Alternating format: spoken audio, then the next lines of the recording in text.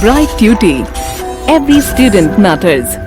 Let's start and look at the first question. Which plant traps insects because it is a heterotroph, grows in a soil which lacks in nitrogen, does not have chlorophyll, has digestive system like human beings.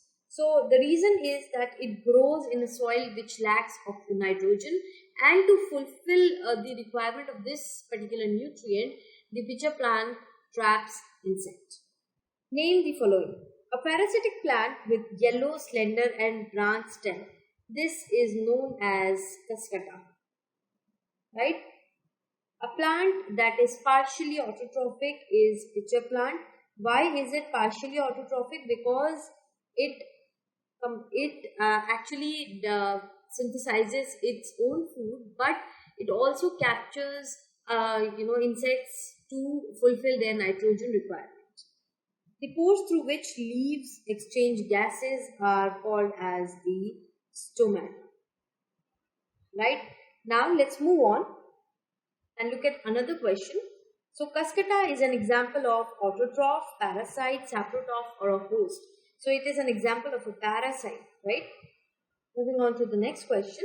The plant which traps and feeds on insects is definitely, the answer is pitcher plant.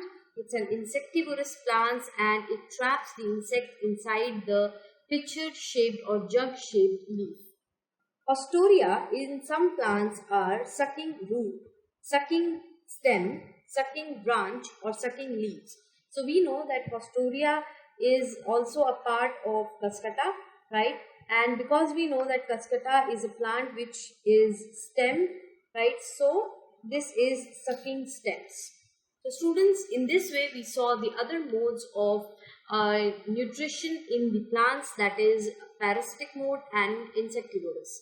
So now I hope you are able to understand the difference between the two and the importance of the two, and what kind of plants show these kinds of modes of nutrition. Distinguish between parasite and saprotroph. To understand the difference between the two, first of all, parasite is an organism which is feeding from the live host, feeds from living host, right? And the saprotroph are the organisms which feed on dead and decaying organisms. So you can see this is a huge difference between the two, right?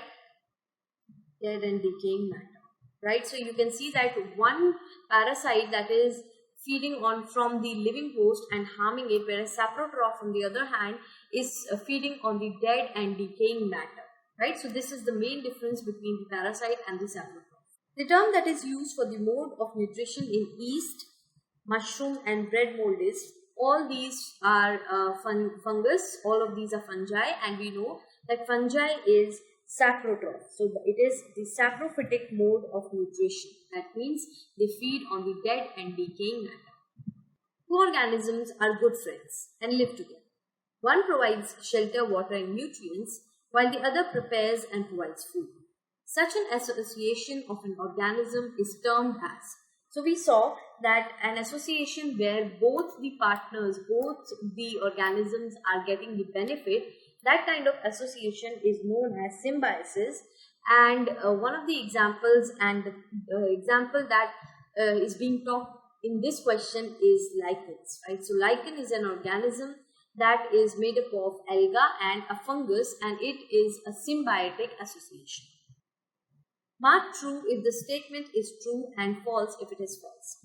Carbon dioxide is released during photosynthesis. So we have studied photosynthesis, so we know that this is a false statement. Oxygen is actually released from the during the process of photosynthesis. Plants which synthesize their food are called as saprotrophs. So this again is false, because we know that saprotrophs actually feed on the dead and decaying matter. The product of photosynthesis is not a protein. So this is a true statement, because it is a carbohydrate. Solar energy is converted into chemical energy during photosynthesis. So this again is a true statement. So students, in this way we talked about two ways in which other organisms also obtain their food. One is the relationship that is known as symbiosis, and other is saprotrophic nutrition. I hope you were able to understand both of these terms and their importance.